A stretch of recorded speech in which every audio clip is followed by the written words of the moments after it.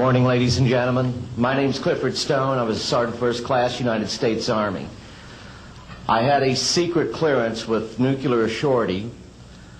I could get the clearance that I needed to do whatever it was that was necessary for me to do at the time on special operations when I was called in on those. What I'm referring to here is that I was involved in situations where we actually did recoveries of crashed saucers, for lack of a better term, and debris thereof. There were bodies that were involved with some of these crashes, also some were alive. While we were doing all this, we were telling the American public there was nothing to it. We were telling the world there was nothing to it. I'd like to go into detail on some of the cases, about the nuts and bolts cases right here, but I will be available if you have any questions concerning my involvement in this. You can talk to Dr. Greer to arrange for me to get to talk to you. But the whole situation is, we've set back, we've told the American people that there's no such thing as UFOs. I've been involved where we have recovered these objects. We know them to be of extraterrestrials. In 1969, I had an event that happened to me while I was stationed at Fort Lee, Virginia. We went to Indiantown Gap, Pennsylvania. That would be my first exposure to any time that we would be recovering an unidentified flying object.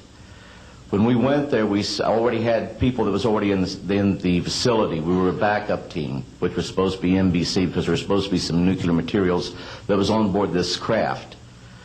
Later on, most people involved were to be told that there was nothing on board it. It was nothing more than just a crash of one of our aircraft. I know better, because I was one of the people that approached it with a Geiger counter to get surface readings.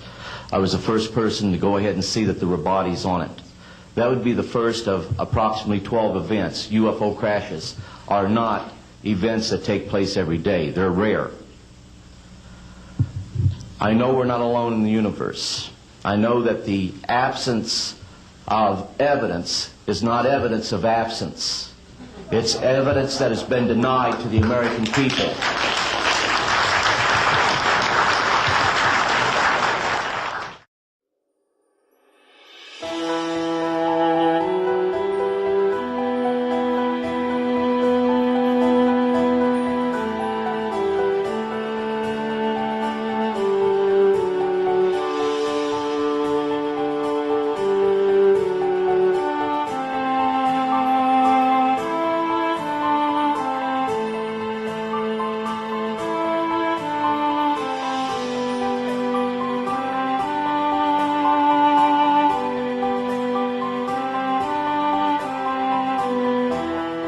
Yes, well, as we get older and older, I'm 77 right now. You can't live forever, you know. So if this procedure I'm going to have to clean the blood doesn't work, then I've got probably a few more months to make it before my kidneys shut down, you know. So that's kind of why I'm kind of going along with the interview at this time. You're seeing that what you went through is just too important for people not to know about. Yeah. Yeah. Can you just, can we start at the beginning with your military career and just walk through what exactly your experiences were? I was drafted into the military and got into the U.S. Army. After that, I was sent to the Signal Training Center in eastern United States. What year would this be? 58.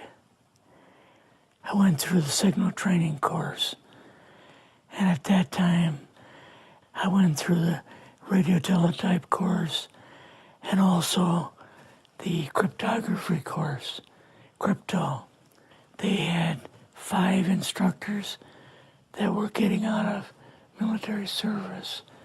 So they pulled the top 5 students, and I was 3rd in the class. So I got pulled as an instructor. Now, were you at this time also working yet for CIA? No. Not yet? No. After one day, my boss came to me And he said, how would you like to, make some extra money? And I said, oh, money is good. So he's explained to me that he could put it through, would have to get a top secret White House Q clearance for the job, And I thought, boy, must be a pretty exclusive thing, And I said, well, what is this? And he said that I'm director for the CIA for Eastern United States, And I said, oh, I didn't know that. And he said, you weren't supposed to. After about 6 weeks, my security clearance came through, and I got my CIA card. It was an ID card, like a credit card, where I could just go up to the door and slice it, walk right in. And my name at that time, I used a artificial name too. Never used my real name.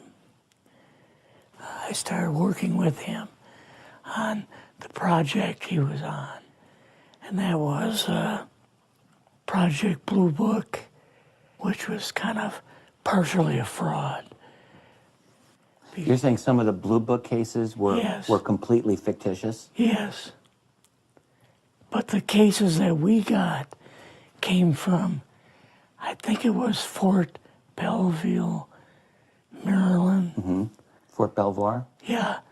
And it didn't come from the Pentagon, or it didn't come from CIA headquarters. But we would get reports about a certain sighting that they had in Mexico or Italy or something like that. And then we had people that would follow through on it, that would go out and interview the people to see if they were nutcases or if it was real, So they'd be going overseas frequently? I wasn't, but I always stayed statewide. But the people we had working with us from the CIA would do that. We would get like a new report probably a couple times a week. I was coming into the Army fresh off the farm, so I really didn't have much knowledge of anything. But my boss filled me in on Project Blue Book and what they had found so far as grays and aliens and the Roswell incident. How did you feel when this first got dumped on you? When you first learned about this? I was just kind of overwhelmed with all of this, And I said to him, I don't know if I'm going to be able to be a judge of this type of thing. What's real, what's not, when I don't have much knowledge of it, So What did he say? he said, well, we have to build the information as we go, and you'll see how this thing is working out. And then the other thing is, of course, you really weren't able to tell family or close friends, obviously. No, I couldn't tell anybody. In fact, I had to take a vow that I wouldn't tell anybody. A lot of it for 40 years, and more of it for 50 years, which is up in 2010. You're doing all this crypto work. You're looking at images, photographs, video. It's 1958, maybe the fall of 58. What happened after this? At that time, the Project Blue Book thing kind of went pot, If you remember, back in those days, they kind of declared it as a nothing, Right. And They were telling the world all UFOs are misidentifications, hoaxes, balloons. Psychological issues, whatever. Yes. Yeah. So my boss came to me and he says, we've both got a new assignment. And he says, oh, I said, where are we going? Oh, he says, we're going to the Capitol. We're going to be part of the Eisenhower push. He's trying to find out something about all about these aliens that MJ-12 was supposed to find out, but never sent back reports to him. The MJ-12, the UFO control group, were they calling it MJ-12 at that time? Yes. They called us in, went into the Oval Office, and President Eisenhower was there and Nixon, and they said, we called the people in from MJ-12 from Area 51 and S4, but they told us that the government had no jurisdiction over what they were doing. So being a general, past general, you didn't tell them to go to hell without any real good reason, you know. Mm-hmm. So he said, I want you and your boss to fly out there. I want you to give them a personal message. He says, I want you to tell them, whoever is in charge, tell them that to get in, they have this week, coming week, to get into Washington and to report to me. And if they don't, I'm going to get the First Army from Colorado, and we're going to go over, we're going to take the base over. I don't care what kind of classified material you got. We're going to rip this thing apart. Eisenhower was going to invade Yes, Area 51. Yeah, with the First Army. So you go out with your superior. Yes. You fly out. You land. What happens? Can you describe this whole process? What you saw? They took us the 13 or 15 miles south to S4 and like different garage door openings. Okay. And in these garage door openings, they had like different saucer crafts. The very first one had the Roswell craft in. It was kind of crashed up, but apparently every alien that was in it died except for a couple. So you see the Roswell craft, and what are some of the others that you see? Well, the Roswell craft was really strange because it looked like real heavy aluminum foil. We could rock next to it, and you could rock it. The whole thing probably weighed 150, 300 pounds. Could they tell what the source of power was of this craft? Yeah, it was like a reverse gravitational thing of some kind. In fact, one later on, I got the mathematical code for reversing gravity in a 3x5 card. I guess there are different types of grays and so on. How did you see that evidence? Well, at the later on at S4, we viewed the autopsy film, and then the colonel said, what we've got in here is we're interviewing a gray alien. All right, right there. How did you feel at that moment? Well, I thought, boy, we had no idea we were going to see the real thing. All we saw was film. You had to have a little bit of heart racing at that Yes. moment. My boss was able to go in and had a partial interview with him. So what did this gray alien look like? Could you describe him a little bit? This one looked a little bit oriental. So I'm just wondering if it looked almost human, what about this didn't look human? No, it didn't look human as far as the skin tone and basically the shape of it and the size. How was its head size compared with a normal human, for example? Brain was kind of a little bit bigger. And some of the nose was very, very small. And the ears were just like holes. Mouth was very small.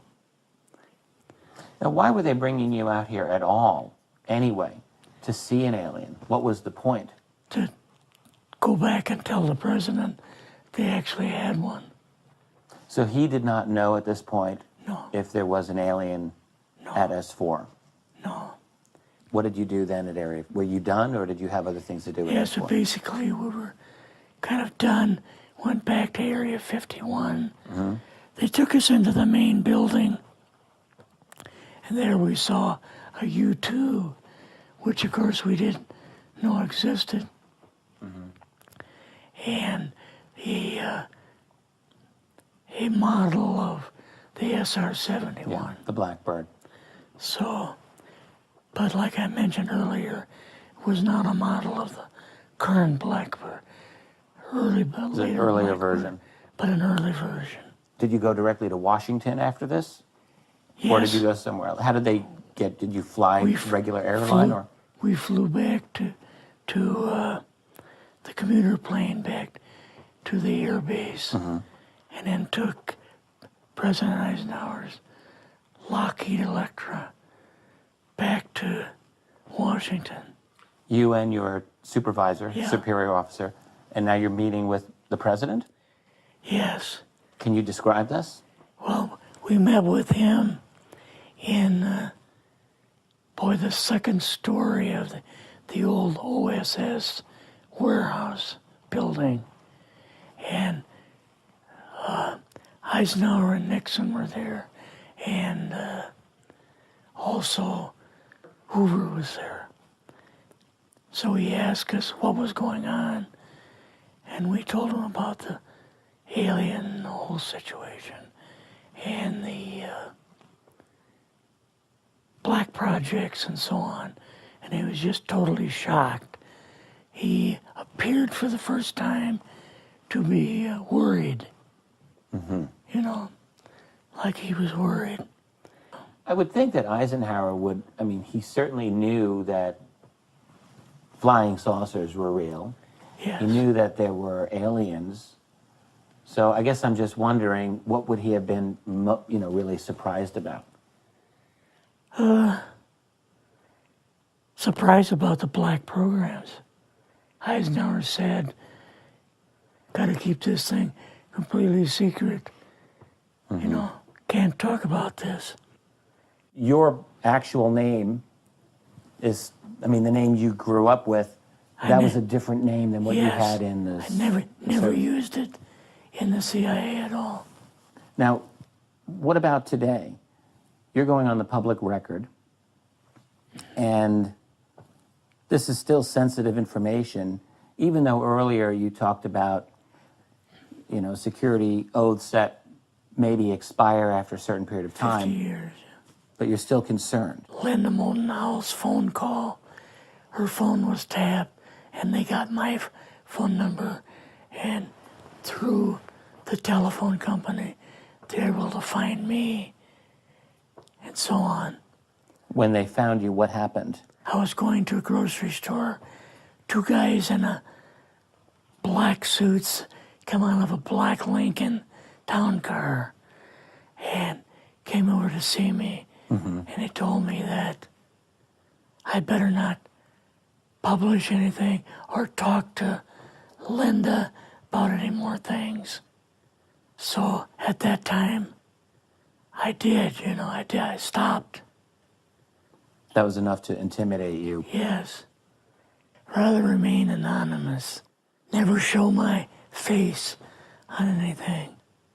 Really, thank you for doing this. Yes. This was, I guess, kind of a good idea because I feel much better having talked about it. I kind of feel like there's a load off my shoulders. Really? Because I had an awful lot of secrets that I had kept over the years.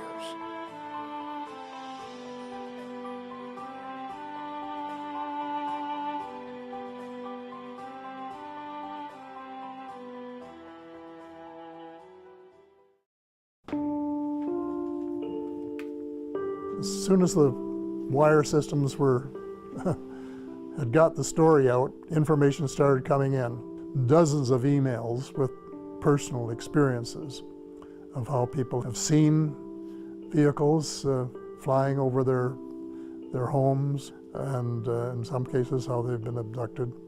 And I got these things from many places, including a lot of other countries. I would not attempt to say how many terrestrials are living on Earth at the present time. I have reports of several species that are here and have bases here. There's one species that looks something like a praying mantis. And then the short grays are the ones that you see in the cartoons. The tall grays look much different. They look more like humans. And the Nordic blondes, for example, are so similar to humans that they can walk down the street and not be detected. None of them are exactly the same. They are way ahead of us in medicine, agriculture, and still, I guess, presumably in technology. There's no question the U.S. government took this whole idea of advanced technology very seriously and started back engineering and spending a lot of money on it soon after the crashes at Roswell in 1947. They have a very interesting way of keeping things quiet, and that is everything is on a need to know. So you could be working in a lab, or you could be making some kind of piece of machinery, and you wouldn't know what it was for. And then the guy that gets it, he would only know what it fits into. And this goes all the way up to the ladder. The rating was higher, the security rating was higher than for the H-bomb. So one of the top, and still is. That's the way it works. Which technologies are you certain that have been shared with us from extraterrestrials? Fiber optics, microchips, Kevlar, and improved lasers, and a whole range of things where their technology was much improved or advanced from ours, light years ahead, really, I think. Those were just the obvious ones that were fed into American industry, and more have been since.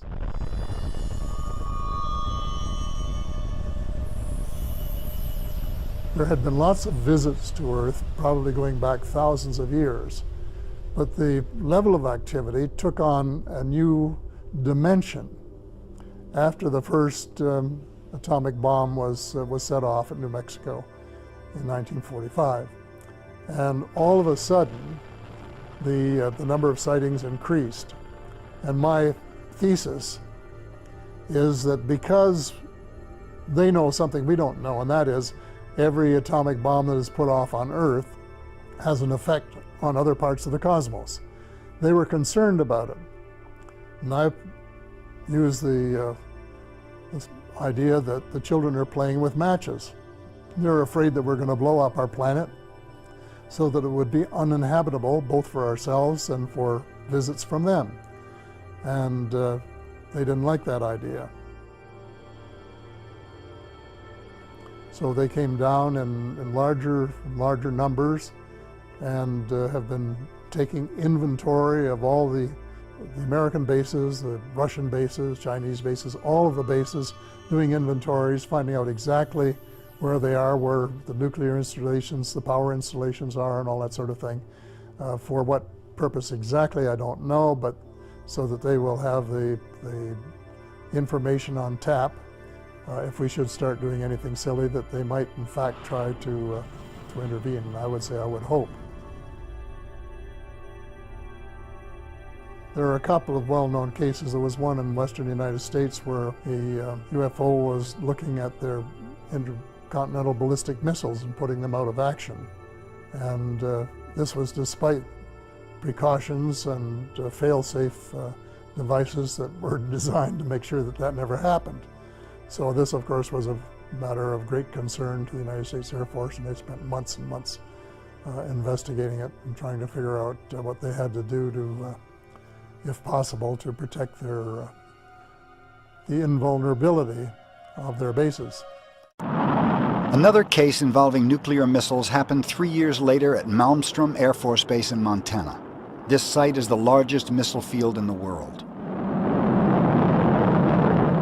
We simply were told not to talk about it. We did not talk about it to anyone. As a Strategic Air Command launch controller, Lieutenant Colonel Robert Salas was one of the men responsible for the deployment of nuclear Minuteman missiles. 3, 2, 1, key turn.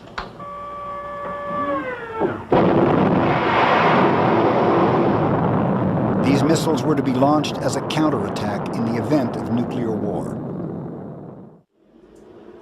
On March 16, 1967, Lieutenant Colonel Salas was on duty when he was contacted by his topside guard, stating that there was an unidentified object above the missile site. Control, we advise initiating area. Salas ordered the guard to observe and report back on any further development. Then he called back within a few minutes and was very frightened.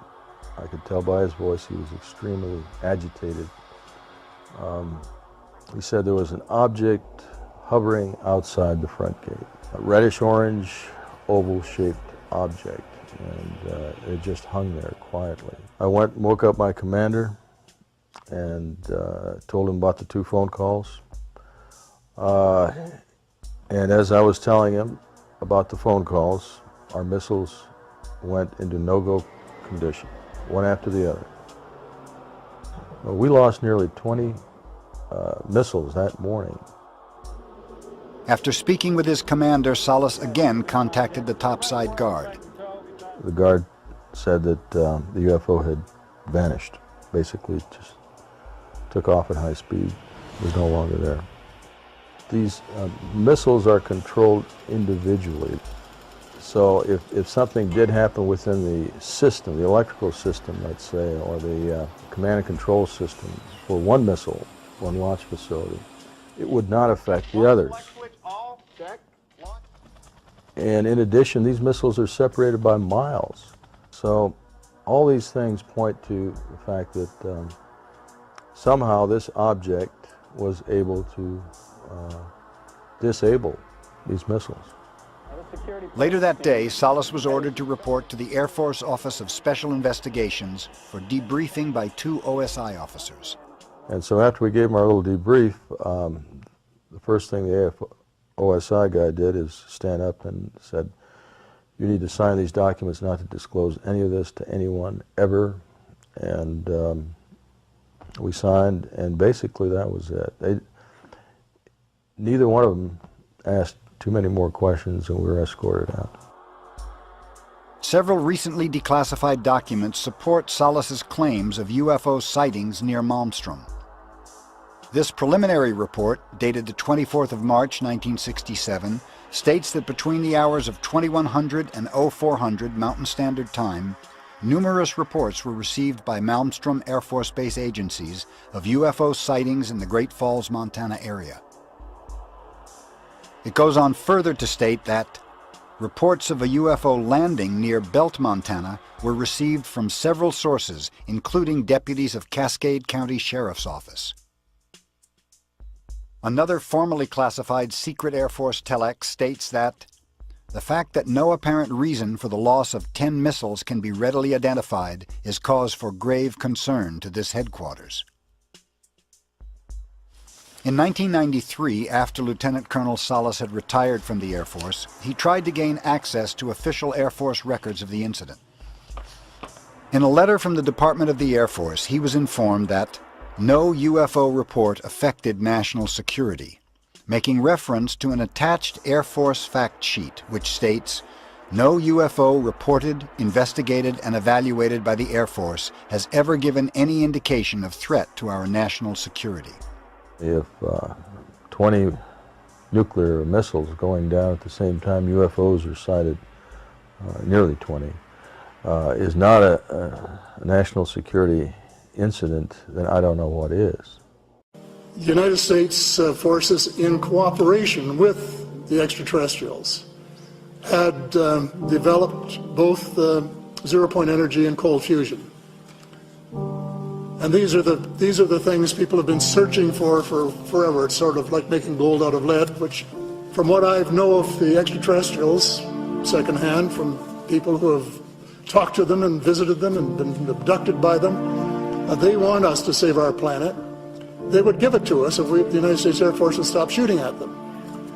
But we've got to persuade the Americans that we don't want a world where somebody's got to master the world by armed force. We want a world where we change our priorities and get rid of these huge defense expenditures and use the money to provide food and shelter and education and clothing for people that don't have any. A different kind of world altogether than what we've had.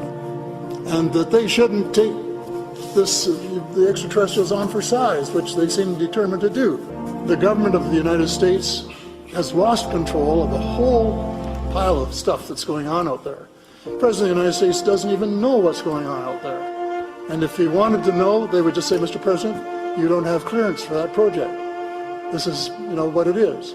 But getting back to the point, either the technology exists, which I believe, or they would give it to us if we treat them like friendly neighbors and collaborators in the cosmos instead of as enemies that they were originally designated. Then there's no doubt that we could change the system in 10 years. My name is John Callahan. I'm a retired FAA employee. I was the division manager for the Accidents Evaluation and Investigation Division in D.C. About 2 years before I retired, I received a call from Alaska region where the region wanted to know what to tell the media. When I questioned, tell the media what, he says about the UFO, and it went downhill from there. What UFO? It turned out I told him what any government employee would do at that time was to tell them it's under investigation. And then I had him send all that data to the FAA's tech center in Atlantic City. The next day, my immediate boss, service director, Harvey Saphir, and I went to Atlantic City. I had just purchased a new video camera, and I videoed the event. In Atlantic City, we had them play back on a scope, you would call it a scope, a plan view display, PVD, exactly what the pilot seen or what the controller seen, and we tied that in with the voice tape so we could hear exactly what the controller said and what he heard, and we taped it. We came back the next day, briefed the administrator, Admiral Ingen, on what happened. He wanted a 5-minute briefing. After we started the briefing, he wanted to know if he could see the video. We put the video on. He watched the video, the whole video. The next day, he set up a meeting for me to give a dog and pony show to President Reagan's scientific staff and whoever they brought over, and to hand off all that data to them. That morning in the FAA round room, it was either 9 or 10 o'clock, 3 men from Reagan's scientific staff, 3 CIA people, 3 FBI people, and I don't remember who the other guys were, along with all the FAA experts that I brought with me that could decide or talk about the hardware and the software, how it worked. We put on a dog and pony show. We let them watch the video. We had all the data there. We had all the printouts that the computer put out. They got all excited over it. When it was all done, the CIA, one of the CIA men told the people they were now sworn to secrecy, that this meeting never happened and this event never happened. When I asked him why, I thought it was probably just a stealth bomber at the time. He says, well, this is the first time that we have recorded radar data on a UFO, and these guys are going to get all excited, drooling over all this data. I said, well, you're going to tell the public about it? And he says, no, we don't tell the public about this. It would panic the public. He says, we're going to go back and study this. I said, okay. That was what he was going to do. Now, I've told this story many times, and I get sometimes funny looks from people. I have with me the voice tapes of the controllers that were involved, the FAA original tapes. See, after we handed this stuff off to the president's staff, The FAA didn't know what to do with it. We don't separate UFOs from real traffic, so it's not our problem. Okay? I have a copy of the original of the video that we took, which is rather interesting. And once the thing was all over, the reports started coming into my office, but because it wasn't an FAA air traffic problem, the FAA's report ended up on a table in my office. And it stayed there until I retired, when one of the staffers packed up all my gear and helped it move to my house. Also, in a box I found just a few days ago, in my 1992 tax return, I have the target printouts from the computer data, which, so if you wanted to or look at every target that was up there at the time, you can now reproduce this from this piece of paper here. And it's called the UFO incident, Japan 1648, I believe the number was. It happened on November the 18th, 1986. I'm prepared to go to Congress, to swear before Congress that everything I've told you people and everything that is here is the truth. Thank you.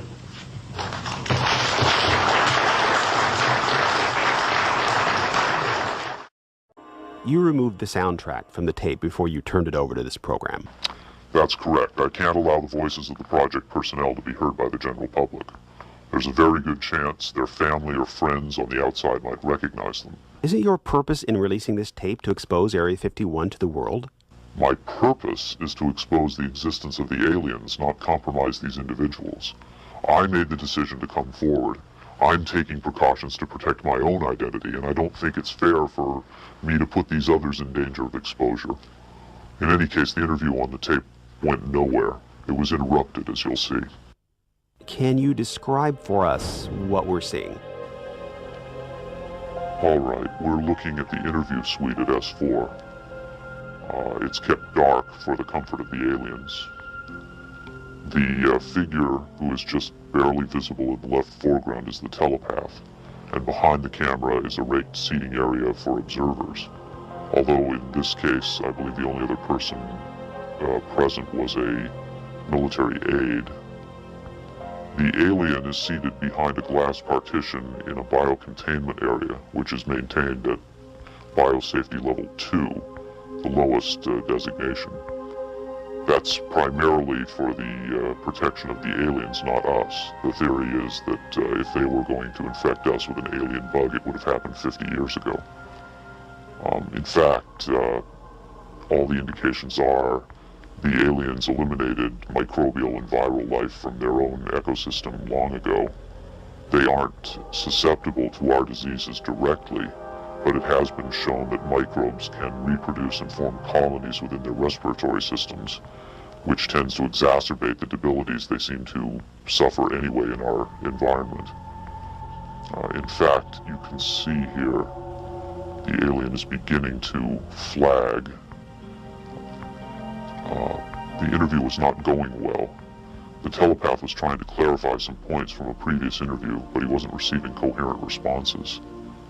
As you can see, the being is in real distress. At this point, the telepath is sending out a message to the medical staff. He's trying to communicate with the alien, but he's getting no response.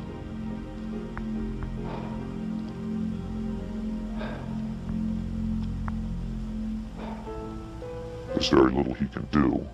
There's no direct connection between his space and the biocontainment area. That's the aide stepping in on the right. The medical staff should be there by now. They're slow in responding. There they are. I have to say the medical personnel at S4 are less than first rate. They tend to be selected for their willingness to keep secrets rather than their medical competence. By the way, he's not shining that light into the eyes. It looks that way, but in fact he's checking for hemorrhaging around the eye sockets and in the nasal cavity. I'm sorry. It's very hard for me to watch this.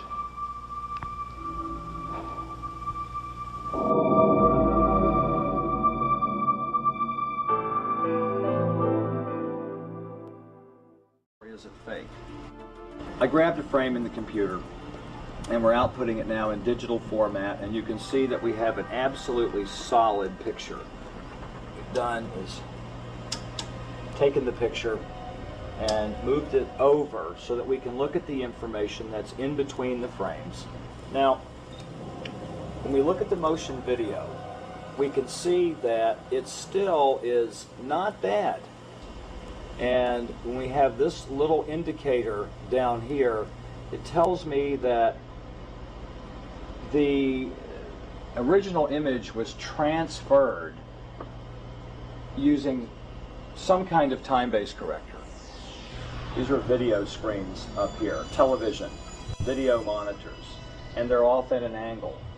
If this was shot using a video camera with lines on it, we would see moire patterns up there, and we don't see the moire patterns.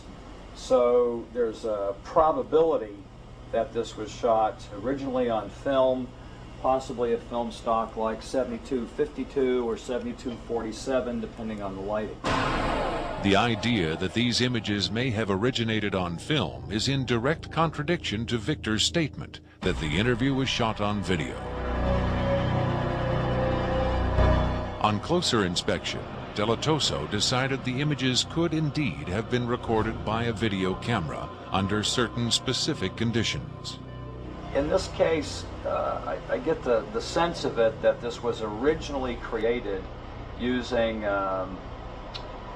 either film, transferred telecine to beta, that then this is the third generation, or it was taped under very low light conditions with the video gain boosted probably 12 dB.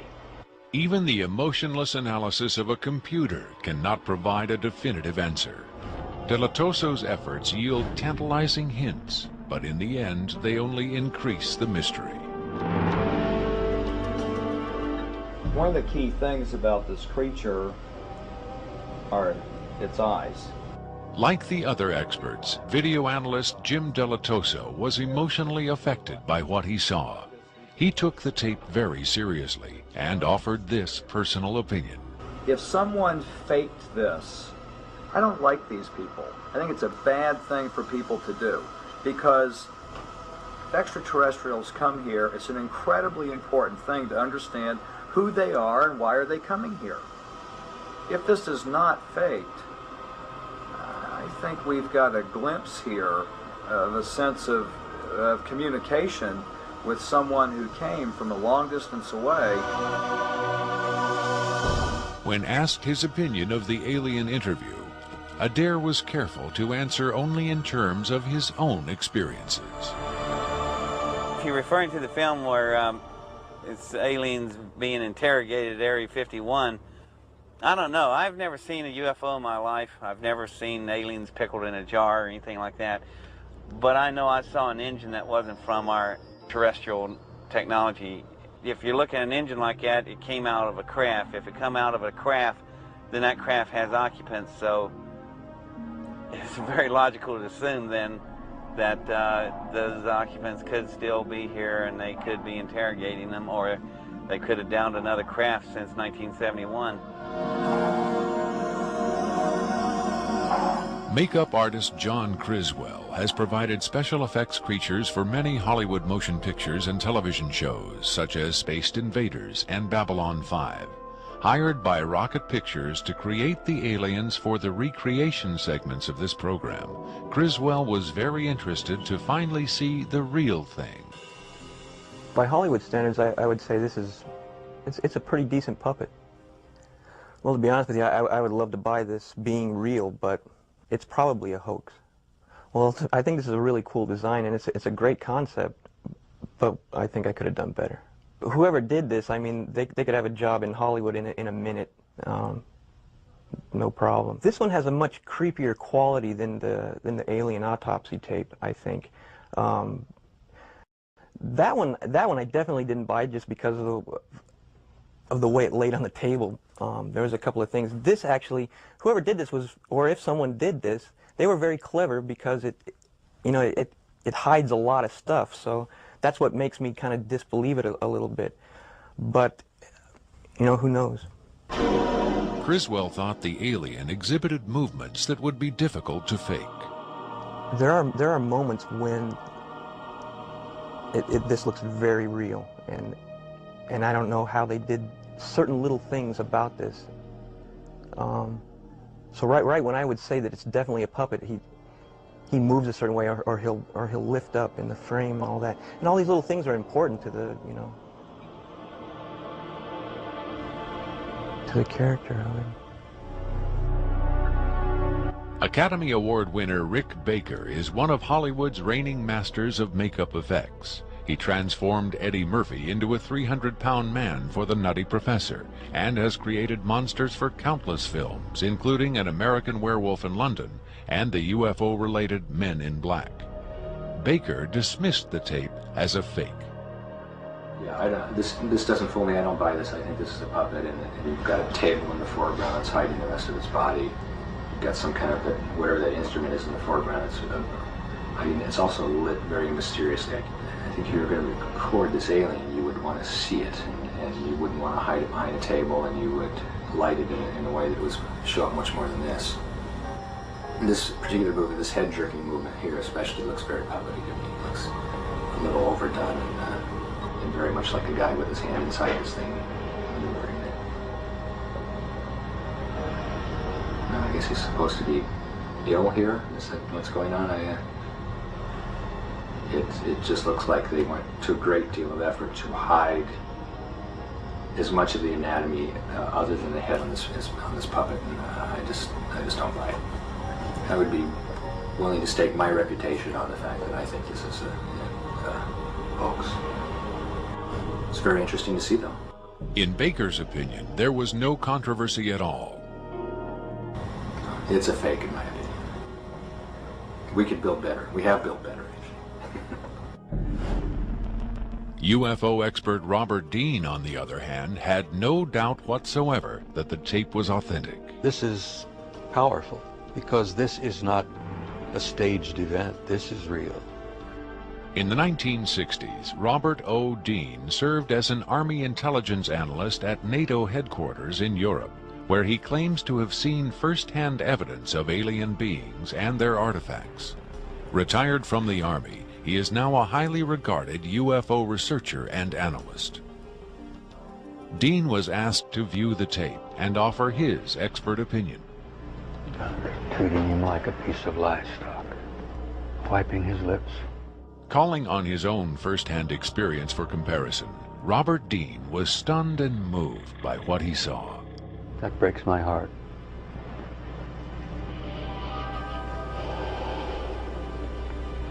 I think you've got yourself a piece of legitimate footage here, and I think you've got your hands on some pretty sensitive material. I don't know how the hell you got this. I don't know who you got it from, and frankly, I don't want to know who you got it from. But you got yourself a tiger by the tail with this footage. I would say, and I know that that's one of the things you ask of me, is that you've got yourself some legitimate footage of one of the little guys being interrogated and filmed. And there's a reality to it, and there's a sensitivity to it that literally breaks my heart. But I tell you very strongly, you've got something here that is very sensitive. Well, I know that the level of classification on this kind of a thing is so far damned above top secret that you can't imagine how sensitive this kind of thing is, and how delicate it is, and how tightly the government sits on anything like this.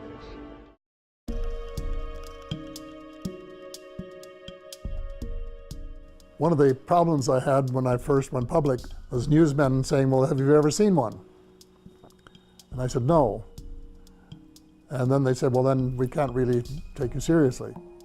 But my first actual sighting, I was at my place in Muskoka a couple of years ago for Thanksgiving.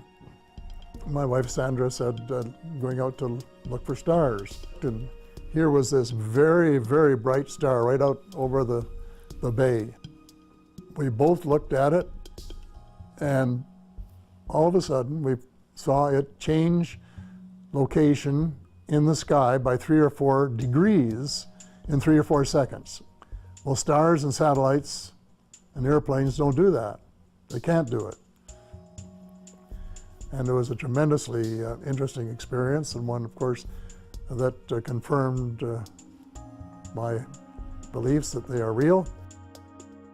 After I went public, my daughter, who lives in the old house here at Christmas time, saw one go by her window in the cross behind the boathouse.